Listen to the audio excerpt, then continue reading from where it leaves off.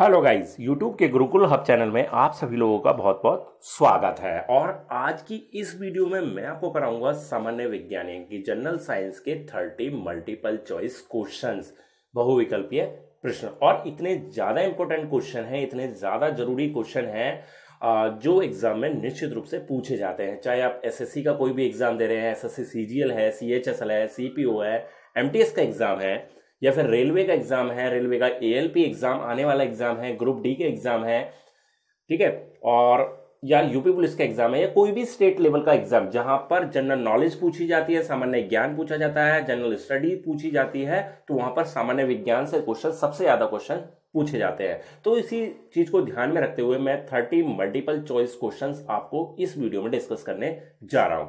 और साथ ही आप खुद को भी ये चेक करके देख सकते हैं यहाँ पर कि 30 क्वेश्चंस में, इन 30 क्वेश्चंस में आपको कितने आते हैं। तो आपको एक तरीके से ये एक टेस्ट भी हो जाता है ना। तो आप खुद चेक कीजिए कि कितने क्वेश्चंस हैं आपके सही हैं इस 30 में से। और साथ ही इस वीडियो को कंप्लीट करने के बाद आपको एक नीचे डिस्क्रिप्शन में एक लिंक दिया गया है, तो वो पीडीएफ भी आप डाउनलोड कर लें, लेकिन वीडियो को पूरा देखें, ठीक है। उससे क्या होगा कि अगर वीडियो आप देखेंगे, आप तो एक तो अपने आप को खुद से जज कर पाएंगे, साथ ही आपको जो भी क्वेश्चंस हम दे रहे हैं वो क्वेश्चन जब आप वीडियो देखेंगे, सुनेंगे क्वेश्चन का आंसर, तो वो वहीं के वहीं आपको 30 क्वेश्चंस लर्न हो जाएंगे। और फिर उसके बाद आप पीडीएफ डाउनलोड कर लीजिए, तो उसको एक बार दो बार फिर रिवाइज कर लीजिए, तो मैं मानता हूं वो फिर आपकी मेमोरी में आ जाएंगे, फिर आप भूलने वाले नहीं हो। ठीक है गाइस, तो स्टार्ट करते हैं आज के ये क्वेश्चन। तो चलिए शुरू करते हैं सामान्य विज्ञान के 30 अति महत्वपूर्ण बहुविकल्पीय प्रश्न। तो जो हमारा फर्स्ट क्वेश्चन है कि खाद्य संरक्षण के लिए निम्नलिखित में से कौन सा जोड़ा ठीक नहीं है। खाद्य संरक्षण के लिए निम्नलिखित में से कौन सा जोड़ा ठीक नहीं है। तो हमारे जो आंसर है वो है कच्चा आम, अचार, आलू चिप्स, दूध, पनीर या फिर सेब, जैम। तो खाद्य संरक्षण, मतलब खाने की चीजों का संरक्षण, ठीक है। तो जो सही आंसर है, देखिए कच्चा आम है। कच्चे आम को अचार बनाकर काफी टाइम तक स्टोर किया जाता है। आलू को आलू के चिप्स बनाकर काफी टाइम तक स्टोर किया जाता है। जैम जो बनाया जाता है वो सेब का बनाया जाता है, वो भी काफी टाइम के लिए स्टोर किया जाता है। लेकिन दूध, पनीर, है ना, दूध, पनीर, अब दूध को स्टोर करा जाएगा पनीर के रूप में, ज्यादा दिन तक तो नहीं किया जाएगा, 1 दिन 2 दिन मैक्सिमम रख सकते हैं, है ना, फ्रीज कर लेंगे 3 दिन, उससे ज्यादा टाइम नहीं रख सकते। तो इसका आंसर बनना चाहिए सी, दूध, पनीर। ठीक है, देख सकते हैं आप आंसर, दूध, पनीर इसका राइट आंसर होगा। ठीक, चलते हैं नेक्स्ट क्वेश्चन पर। और नेक्स्ट क्वेश्चन है कि मनुष्य के दूध के दांतों की संख्या होती है। मनुष्य के दूध के दांतों की संख्या कितनी होती है? 12 है, 18 है, 20 है, 22 है। तो राइट आंसर है इसका 20। ठीक, तो 20 इसका राइट आंसर होगा। क्लियर। नेक्स्ट क्वेश्चन देखते हैं। नेक्स्ट क्वेश्चन है कि जल का घनत्व क्या होता है? 0 डिग्री सेंटीग्रेड पर अधिकतम होता है, 0 डिग्री सेंटीग्रेड पर न्यूनतम होता है, 4 डिग्री सेंटीग्रेड पर अधिकतम होता है, या -4 डिग्री सेंटीग्रेड पर न्यूनतम होता है। क्या होता है? तो इसका जो राइट आंसर है वो है कि 4 डिग्री सेंटीग्रेड पर अधिकतम होता है। 4 डिग्री सेंटीग्रेड पर अधिकतम होता है, सी ऑप्शन। क्लियर। चलिए आगे है। नेक्स्ट क्वेश्चन है हमारा कि निम्नलिखित में से कौन सा एक रासायनिक परिवर्तन नहीं है। निम्नलिखित में से कौन सा एक रासायनिक परिवर्तन नहीं है? फलों का पकना, दूध का दही बनना, जल का हिमीकरण, भोजन का पचना। तो रासायनिक परिवर्तन नहीं होता जल का हिमीकरण, मतलब जल का जमना जो होता है, बर्फ बनना। क्लियर। नेक्स्ट है कि शहरों में कारों और ट्रकों जैसे वाहनों से होने वाला उत्सर्जन वायु प्रदूषण का एक मुख्य कारण है। प्रदूषक उत्सर्जित होते हैं जो अंतर्श्वासित होने पर मानव स्वास्थ्य के लिए हानिकारक है, जैसे कि नाइट्रोजन के oxide, carbon monoxide, carbon dioxide, benzene. उपयुक्त प्रदूषकों में से कौन से अति निम्न स्तरों पर भी मानव द्वारा सह्य नहीं है?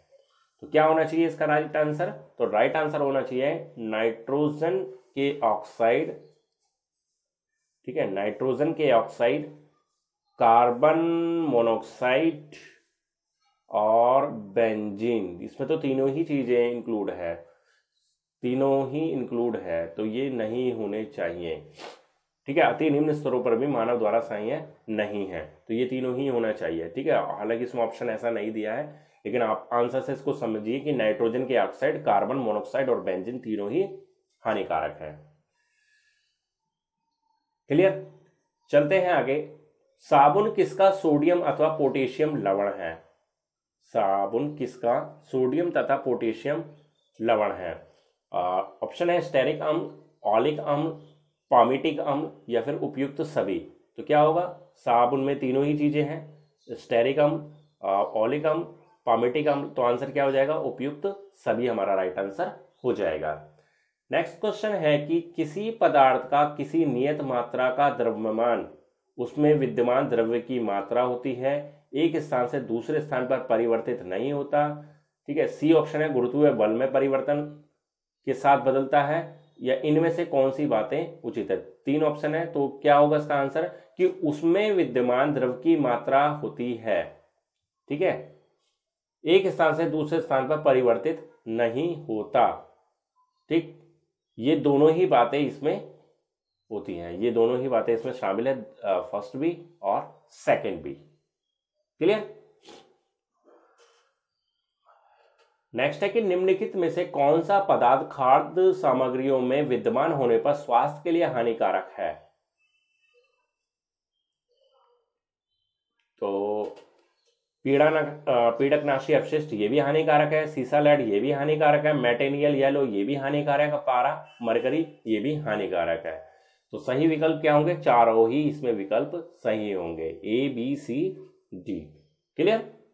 तो क्वेश्चन को कुछ ज्यादा मैंने इसी तरीके से बनाया है कि ऑप्शन आपको कंफ्यूज करेंगे, जिससे कि आपको जो रियल आंसर है वही आपका निकल कर आए, ठीक है। कंफ्यूजन बनना चाहिए, तभी उसका सोल्यूशन निकाला जा सकता है और समझा जा सकता है ज्यादा डीपली।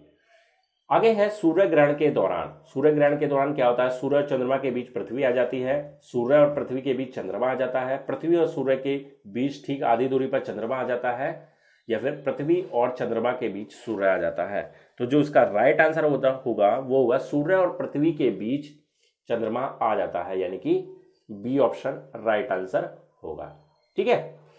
चलते हैं नेक्स्ट क्वेश्चन की त्वरण की एसआई यूनिट क्या है? त्वरण की एसआई यूनिट क्या है? त्वरण की एसआई यूनिट होते हैं metre second square minus 2, metre प्रति सेकेंड और पावर -2, ये होता है। क्लियर? तो बी ऑप्शन हमारा आंसर हो जाएगा। नेक्स्ट है कि कार्बन के एक परमाणु में 6 प्रोटॉन होते हैं, इनकी द्रव्यमान संख्या 12 होती है। कार्बन के परमाणु होते हैं, तो कार्बन के परमाणु में कितने न्यूट्रॉन होते हैं? कार्बन के परमाणु में कितने न्यूट्रॉन होते हैं? तो इसमें होते हैं 6, ठीक है। 6 प्रोटॉन होते हैं, द्रव्यमान संख्या 12 होती है, और न्यूट्रॉन कितने होते हैं? वो भी 6 होते हैं। क्लियर? चलिए आगे चलते हैं। निम्नलिखित में से आम घरेलू उपयोग की कौन सी वस्तु या वस्तुएं बिस्फेनल ए बीपीए निर्मुक्त करती हैं, जो अंतःस्रावी विदारक है और मानव स्वास्थ्य के लिए हानिकारक है? तो इसमें आएगा प्लास्टिक के coffee mug, B option right answer होगा, प्लास्टिक के कॉफी मग। नेक्स्ट है कि नाइट्रोजन के निम्नलिखित ऑक्साइडों में से कौन सा एक नाइट्रिक अम्ल के एनहाइड्राइड के रूप में जाना जाता है? N2O, N2O3, N2O5, NO2। तो राइट आंसर होगा आपका N2O5, सी N2O5 आंसर होगा। फिर है कि निम्नलिखित में से कौन सा एक बेकिंग सोडा का रासायनिक नाम है? बेकिंग सोडा का रासायनिक नाम है ठीक है, ऑप्शन है sodium bicarbonate, sodium hydrogen carbonate, फिर आता है sodium carbonate, potassium bicarbonate, potassium hydrogen carbonate, और चौथा ऑप्शन है पोटेशियम कार्बोनेट। तो इसका जो सही आंसर है वो होगा ए ऑप्शन, सोडियम बाइकार्बोनेट या सोडियम हाइड्रोजन कार्बोनेट। क्लियर। चलते हैं नेक्स्ट क्वेश्चन पर। किसी तारे की दीप्ति किस पर निर्भर करती है? तो केवल उसके अमाप और तापमान पर, उसके अमाप और पृथ्वी से दूरी पर, उसके अमाप तापमान और द्रव्यमान पर, उसके अमाप तापमान और पृथ्वी से उसकी दूरी पर। तो किस पर डिपेंड करती है? उसके अमाप और पृथ्वी से दूरी पर, यानी कि बी ऑप्शन इसका राइट आंसर होगा। क्लियर। चलते हैं आगे। आगे है नेक्स्ट क्वेश्चन है हमारा 16 क्वेश्चन है कि जब किसी ठोस को गर्म करने पर वह सीधे ही गैस में परिवर्तित हो जाता है तो इस प्रक्रिया को हम क्या कहते हैं? तो प्रक्रिया कहलाती है हमारी ऊर्ध्वपातन। क्या कहलाता है? ऊर्ध्वपातन। नेक्स्ट है कि निम्नलिखित में से कौन सी एक भाप अंगार गैस है? भाप अंगार गैस कार्बन मोनोऑक्साइड और हाइड्रोजन का मिश्रण है, कार्बन मोनोऑक्साइड और नाइट्रोजन का मिश्रण है, कार्बन डाइऑक्साइड जल वाष्प का मिश्रण, कार्बन मोनोऑक्साइड और जल वाष्प का मिश्रण। तो राइट आंसर होगा इसका कार्बन मोनोऑक्साइड और हाइड्रोजन का मिश्रण, यानी कि ए ऑप्शन हमारा राइट आंसर होगा। ठीक। चलते हैं आगे। निम्नलिखित में से कौन सी एक संचित ऊर्जा नहीं है? ऑप्शन है नाभिकीय ऊर्जा, स्थितिज ऊर्जा, विद्युत ऊर्जा या फिर रासायनिक ऊर्जा। तो जो उसका सही आंसर होगा संचित ऊर्जा में नहीं आती है, वो आती है न्यूक्लियर एनर्जी, नाभिकीय ऊर्जा। ठीक है। नेक्स्ट है कि निम्न में से फाइलेरिया रोग का रोगवाहक कौन सा है? फाइलेरिया रोग का रोगवाहक कौन सा है? ऑप्शन है एनाफिलीज, एंडीज एजिप्टी, सैटसी मक्खी, इनमें से कोई नहीं, या फिर मच्छर और डियर मक्खियां। तो राइट आंसर इसका है मच्छर और डियर मक्खियां। ठीक है, फाइलेरिया, मच्छर और डियर मक्खियां। नेक्स्ट है कि निम्न में से चिकुनगुनिया रोग का रोगवाहक कौन है? ऑप्शन है एनाफिलीज, एंडीज एजिप्टी, सैटसी मक्खी या फिर खटमल। तो राइट आंसर है इसका Andes aegypti, Andes aegypti. Clear. Next है कि निम्न में से मलेरिया रोग का रोगवाहक कौन सा है? मलेरिया रोग का रोगवाहक कौन सा है? तो इसका जो राइट आंसर होगा वो होगा एनाफिलीज। क्या आंसर होगा? एनाफिलीज मच्छर। क्लियर। फिर आता है कि ऐसा पहला देश कौन सा है जिसने माता से शिशु एड्स संवहन को रोक दिया था? ऐसा पहला देश कौन सा है जिसने माता से शिशु एड्स संवहन को रोक दिया था? ऑप्शन है ऑस्ट्रेलिया, क्यूबा, भारत, अमेरिका। तो सही आंसर है इसका क्यूबा। क्लियर। नेक्स्ट है कि गुब्बारे में कौन सी गैस भरी जाती है? गुब्बारे में कौन सी गैस भरी जाती है? अब देखिए क्वेश्चन कंफ्यूजिंग होता है। कुछ किताबों में मिलता है हाइड्रोजन, कुछ किताबों में मिलता है हीलियम। ठीक है, तो अगर बात करें, देखिए ऑप्शन बेस्ड क्वेश्चन हो जाता है। अगर ऑप्शन में आपके हीलियम दिया है तो आप हीलियम लगाइए। ठीक है, अगर आपके ऑप्शन में हाइड्रोजन दिया गया है तो हाइड्रोजन लगाइए, और दोनों ही दिए हुए हैं तो आंसर वैसे दोनों ही रहेंगे, लेकिन आप हीलियम को प्रेफर करके चलेंगे। ठीक है, क्योंकि हाइड्रोजन और हीलियम दोनों ही उसमें गैसें होती है, लेकिन हीलियम ज्यादा मात्रा में होती है। ठीक है, तो हाइड्रोजन और हीलियम हम दोनों ही आंसर को मानकर यहां पर चल रहे हैं। नेक्स्ट है कि निम्नलिखित विटामिनों में से कौन सा एक रक्त के स्कंदन का कार्य करता है? ब्लड क्लॉटिंग का काम करता है। Vitamin A, vitamin B, vitamin D, vitamin K. क्या होगा? तो ये होता है विटामिन, कौन सा विटामिन? विटामिन के। ठीक है। नेक्स्ट है कि अर्जुन वृक्ष की छाल किस रोग के उपचार के लिए प्रयुक्त होता है? चर्म रोग, मस्तिष्क रोग, हृदय रोग या फिर उदर रोग। तो कौन से रोग के लिए होता है? तो यह होता है हृदय रोग। ठीक है, हार्ट डिसीज के लिए अर्जुन की छाल रोग उपचार के लिए प्रयुक्त की जाती है।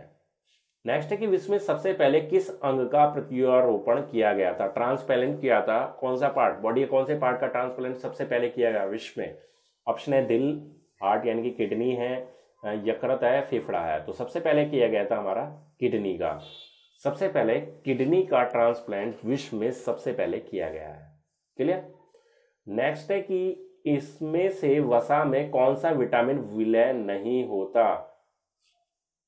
मतलब कौन सा विटामिन ऐसा है जो वसा में घुलनशील नहीं है, विलय नहीं होता? तो vitamin A, vitamin K, vitamin E, vitamin V, A B E K, बताइए कौन सा होगा? तो आंसर होगा इसका विटामिन बी। ठीक है। नेक्स्ट है कि मानव हृदय में कुल कितने कक्ष होते हैं, कितने वाल्व होते हैं? ठीक है, तो मानव हृदय में होते हैं कुल 4 चैम्बर, 4 कक्ष होते हैं। नेक्स्ट है कि कीटनाशी गैसों को फैलाने की क्रिया को क्या कहते हैं? सब्लिमेशन कहा जाता है, मल्टीफिक्शन कहा जाता है, फ्यूमिगेशन कहा जाता है या परिवेशन कहा जाता है? तो कीटनाशक गैसों को फैलाने की क्रिया को कहा जाता है फ्यूमिगेशन, फ्यूमिगेशन। ठीक है। नेक्स्ट है कि शहद में सबसे ज्यादा पाया जाने वाला पोषक तत्व कौन सा है?